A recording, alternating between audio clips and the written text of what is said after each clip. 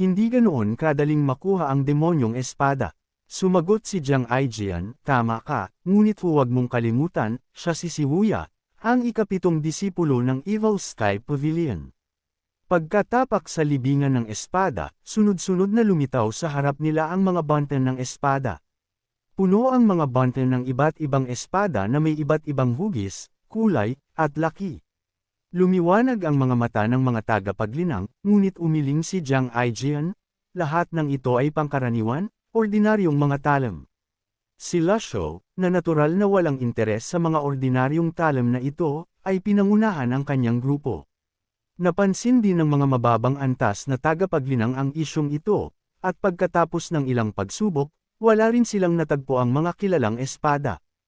Ang mga ordinaryong talam ay nangangailangan ng pag-aalaga, at mas malalim sa libingan ng espada, madalas na matatagpuan ang mas mahusay na mga kondisyon para sa celestial timing at geographical advantages.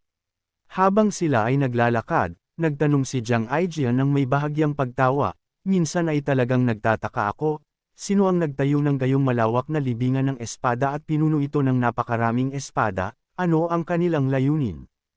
Hinimas ni Lasho ang kanyang balbas at sinabi, ang tinatawag na mga bantay ng espada ay mga lugar para sa pamamahala ng mga espada. Mas matagal ang buhay ng mga espada kaysa sa mga tao, nag-iipon sa paglipas ng mga taon habang namamatay ang mga tao, na nagreresulta sa mas maraming espada. Tinitipon sila ng mga mahilig, lumilikha ng mga bantay ng espada, at naghahangad na pinuhin at alagaan ang mga ito. Nagsalita rin si Qin Jun, walang espesyal sa libingan ng espada na ito. Kumakalat ang balita na sa labas ng dakilang liyab na Misty Forest, mayroong isang bantay ng espada na naglalaman ng 100,000 espada, kung saan nakalibing ang hindi mabilang na mga dalubhasa sa espada na may 7 o kahit 8 dahon kasama ang kanilang mga espada, bawat isa ay isang pinakamahusay na pagpipilian mula sa libo-libo. At mayroon pang 10,000 espada na nakalibing kasama nila. Nagpout si CIU Honor at irritable na sinabi, lahat sila ay baliw. Humajijek si Jiang Aijian, hindi ito kabaliwan, lubos kong nauunawaan. Kapag ako ay namatay, titipunin ko ang lahat ng aking nakolektang magagandang espada. Ang aking mga espada, hindi dapat hawakan ng iba. Magtatayo rin ako ng isang napakalaking pormasayon para sa proteksyon, at maghahanap ng 1,000,000 espada upang ilibing kasama ko. Tatayo ako sa gitna ng bantay ng espada at titingnan ko kung sino ang mga ngahas na pumunta para sa aking mga espada. Habang sinasabi niya ito at nakikitang kakaiba ang tingin ng lahat sa kanya, mabilis niyang idinagdag, huwag ninyo akong tingnan ng ganyan, nagmamayabang lang ako, nagmamayabang lang. Humina ang boses ni Jiang Aijian habang nagsasalita siya. Pagkatapos lamang niyang matapos magsalita, biglang sumigaw mula sa kaibuturan ng libingan ng espada. May ingay, tingnan natin. Agad na binilisan ng lahat ang kanilang hakbang, kasama ang mga mababang antas na tagapaglinang na sumusunod din ng malapit. Sa kabila ng ilang nerbiyos, ang pag-iisip sa magagandang espada sa kaibuturan ng bantay ng espada ay nagpasigla at nagpakilig sa kanila. Sa isang iglap, lumipad silang 4 sa kaibuturan ng lungsod ng espada. Nakita nila ang mga agos ng lumilipad na espada na dumaraan sa hangin, na may dumadaloy na pangunahing enerhiya sa paligid, na parang may isang espesyal na puwersa na nagdidirekta sa paggalaw nito. May mga lumilipad na espada. Sigaw ng isang tao. Pinangunahan ni Lasho ang grupo papasok sa libingan ng espada. Pagpasok pa lamang nila, nakita nila ang hindi mabilang na lumilipad na espada na pumapailan lang sa ilalim ng agos ng pangunahing enerhiya. Sa mahinang liwanag, natuklasan ng grupo ang mga bangkay sa lupa. Lumapit si Jiang Aijian upang siyasatin at sinabi, hindi pa matagal na patay ang taong ito, mula siya sa Elixir's Heart Sect. Medyo nagtataka si Qin Jun, bakit pupunta rito ang Elixir's Heart Sect sa halip na mag-focus sa kanilang alkemiya. Ipinaliwanag ni Jiang Aijian, sa mas tiyak, hindi lamang ang Elixir's Heart Sect. Dumating din ang Heavenly Sect, paaralang Henkyo, at Vilya ng 7 bituin. Paano nila palalampasan ang bihirang pagbubukas ng libingan ng espada? Nakita ni CIU Honor na kakaiba ito, talaga bang ganoon kabuti ang demonyong espada na ito? Nagsalita si Lasho, ito ay isang nangungunang celestial treasure, ang pinakamahusay sa pinakamahusay. Ang pinakamahusay ay isang malabong pang-uri, ngunit sapat na ito upang ipahiwatig ang halaga ng demonyong espada. Habang sila ay nag-uusap, mas maraming lumilipad na espada ang dinala ng humahampas na pangunahing enerhiya. Bahagyang ngumiti si Jiang Aijian, hinugot ang kanyang espada ng Dragon Roar mula sa kaluban nito. Naglabas ang espada ng Dragon Roar nang nakasisilaw na gininto ang liwanag. Ang malakas nitong enerhiya ay umiikot at nagpatamba ng 12 lumilipad na espada sa lupa. Pagkatapos ng isang sulyap, isinukbit niya ang espada ng may pagkadismaya, dilaw na antas. Pagkasukbit pa lamang ng espada ng Dragon Roar, nagsimulang manginig ang mga nahulog na espada, sinusubukang lumipad pabalik sa porma sayon. Talagang kailangang sirain ito. Balak sanang magpatuloy si Jiang Aijian, ngunit naunahan siya ng isang tagapaglinang na humabol mula sa likuran. Dilaw na antas, ito ay isang espada ng dilaw na antas. Kahit papaano ay simula na ito. Sinamantala ng mga tagapaglinang na ito ang hindi paglipad pabalik ng mga espada at inagaw ang mga ito, mabilis na naubos ang supply. Umiling si Jiang Aijian ng tahimik, nagbubuntong hininga sa loob. Talagang dinala ko ang tamang mga tao. Sabi ni Qin Jun, ang mga ayaw mamatay na may espada ay dapat nang umalis ngayon. Pagkarinig sa mga salita ni Qin Jun, maraming tagapaglinang ang mabilis na nagpahayag ng kanilang pasasalamat. Ikanaway ni Qin Jun ang kanyang kamay, huwag ninyong pasalamatan ako, pasalamatan ninyo ang matandang Ginoo. Pagkarinig nito, mahigit 12 ang tagapaglinang ang yumuko kay Lasho. Salamat po, matandang Ginoo. Ding, nakatanggap ng debotong pagluhod mula sa 12 katao, nakakuha ng 120 puntos ng merito. Siyempre, hindi nasiyahan ng ilang tagapaglinang sa dilaw na antas at patuloy na sumunod kay Lasho at sa iba pa.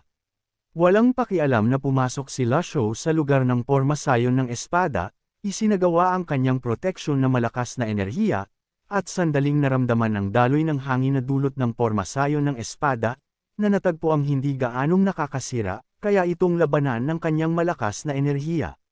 Nang makita ito, bumilib si Jiang Aijian, ang kontrol ng senior sa pangunahing enerhiya ay tunay na banal. Hindi siya pinansin ni Lasho at nagpatuloy. Hindi nagtagal, narating ng grupo ang pinakamalalim na bahagi ng libingan ng espada. Pagtingin sa paligid, lumitaw ang isang nakakagulat na tanawin, isang malaking lapida na tumataas sa mga ulap ang nakatayo sa mismong gitna. Ang lapida ay nakaukit ng makakapal na mga inscription at pinananatiling matatag sa gitna ng libingan ng espada ng 8 malalaking tanikala na nagmumula sa iba't ibang direksyon. Sa paligid ng lapida, nakakalat ang iba't ibang espada na may iba't ibang hugis at laki. Higit na nakakagulat, hindi mabilang na lumilipad na espada ang umiikot sa lapida sa kalangitan, na lumilikha ng isang kahangahangang tanawin. Tulad ng isang kawan ng isda na mabilis na gumagalaw sa dagat, ang hindi mabilang na lumilipad na espada na ito ay nagtataboy sa sinumang tagapaglinang na sumubok lumapit. Halos 100 tagapaglinang ang nakakalat sa bawat sulok, matamang nakatitig sa lapida. Bahagyang sumimangot si Lasho, wala siyang interes sa mga espadang ito. Ang kanyang layunin ay makuha ang huling piraso ng scroll ng Heavenly Scroll. Nasaan na ang aking bagay ngayon? Itinuro ni Qin Jun ang isang mahinang liwanag sa malayo at sumagot, ang pasilyong iyon. Napansin din ito ni CIU Honor, tila ang daan patungo sa iyong libingan ng mga ninuno. Medyo awkward ang pakiramdam ni Jiang Aijian, nakakatusok sa puso ang mga salita ng maliit na ninuno, ngunit tila totoo ang mga ito. Tumingin si Qin Jun sa nakapalibot na porma sayon ng espada, paano tayo makakarating doon? Ang porma sayon ng 7 ganap ay parang tigre na humaharang sa daan, tila mahirap.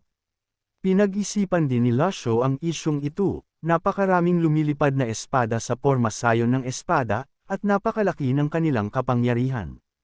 Lilipad ba tayo gamit ang di matagusan? Ngunit hindi sapat ang isang piraso, maaaring may iba pang mga bitag sa pasilyo. Sa sandaling ito, ang mga tagapaglinang na lumitaw na malapit sa lapida ay nagsimulang sumugod patungo sa porma sayon ng espada. Pakinggan ninyo ang aking utos, pabagsakin ang Porma Sion ng espada. Ang mga baguhan ay pumila sa likod. Pumila. Medyo naguluhan si Jiang Aijian, narito ang lahat upang subukan ang kanilang swerte at makakuha ng magandang espada, bakit kailangang pumila? Ipinaliwanag ni Qin Jun, napakaraming tao. Dumating na ang 4 sa 10 sikat na sekta, at sila ang tiyak na bibigyan ng prioridad. Ang mas maliliit na sekta at paaralan ay tiyak na magkakaisa. Gustong ipataw ng Orthodox Path ang mga walang kahulugang patakarang ito, ngunit sa huli, lakas pa rin ang magpapasya kung sino ang makakakuha ng mga samsam. Sa itaas ng nagtipong mga tagapaglinang, may isang tagapaglinang na lumulutang, na tila pansamantalang nahalal upang pangunahan ang ritmo ng atake ng lahat.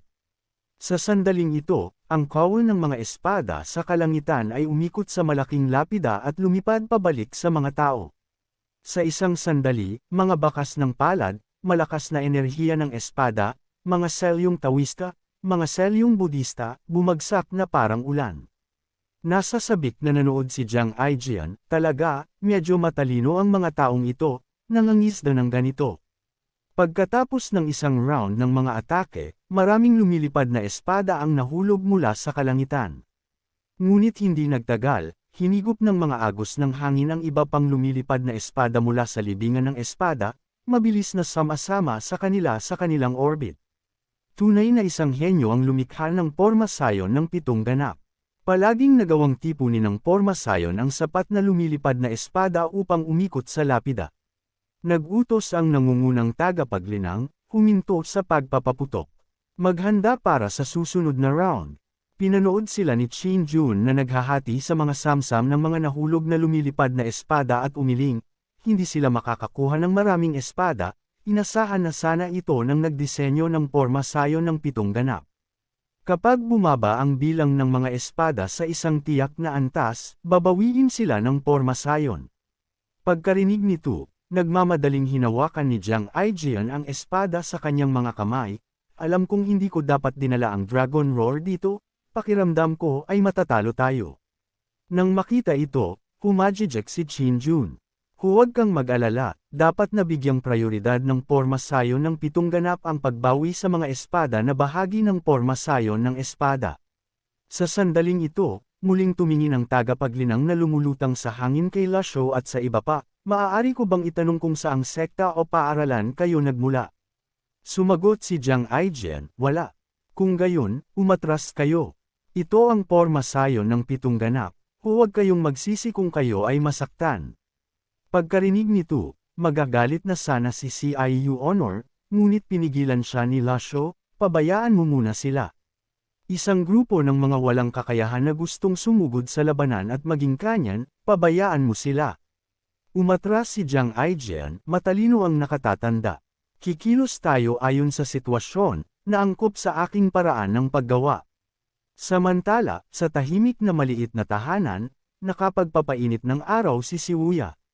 Lumitaw si Ye Jishing sa tabi niya, yumuko at sinabi, isang mensahe mula sa direksyon ng libingan ng espada, pumasok na ang nakatatanda sa libingan ng espada.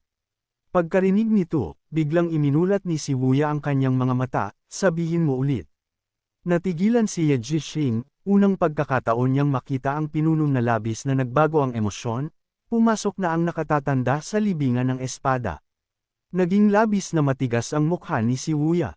Bagamat hindi siya galit, mararamdaman ang galit na pumupuno sa kanyang puso, Panginoon, sinira mo ang malaki kong plano. Hindi inaasahan ni Siwuya na ang malawakang pagpapalabas ng balita tungkol sa pagbubukas ng libingan ng espada, at ang nag-iisang pagbubukas ng kanyang second elder brother sa pasukan ng libingan ng espada, ay nilayon upang akitin ang mga Orthodox na sekta sa isang bitag. Ngunit ngayon, pumasok na rin ang kanyang Panginoon sa libingan ng espada. Upang makumplito ang plano, kailangan ba talaga niyang patayin ang kanyang Panginoon? Sandaling nagmuni-muni si Siwuya, pagkatapos ay nagtanong sa isang malalim na tinig, mayroon bang balita tungkol sa second elder brother? Sumagot si Ye Jishing, binuksan ng Sword Demon Senior ang pasukan sa libingan ng espada at pagkatapos ay umalis sa lugar. Ayaw ng Sword Demon Senior na sinusundan siya ng iba, kaya hindi siya makontak. At ang eldest brother, kasalukuyang tina-target ng dakilang guro ang Orthodox sect, ngunit sinabi niya na kung may anumang isyu ang pinuno, maaari mo siyang hanapin anumang oras. Nagbuntong hininga si Shibuya, kumalma ang kanyang ekspresyon, nagtitiwala ako na ang mga iniisip ng dalawang elder brother ay pareho sa akin.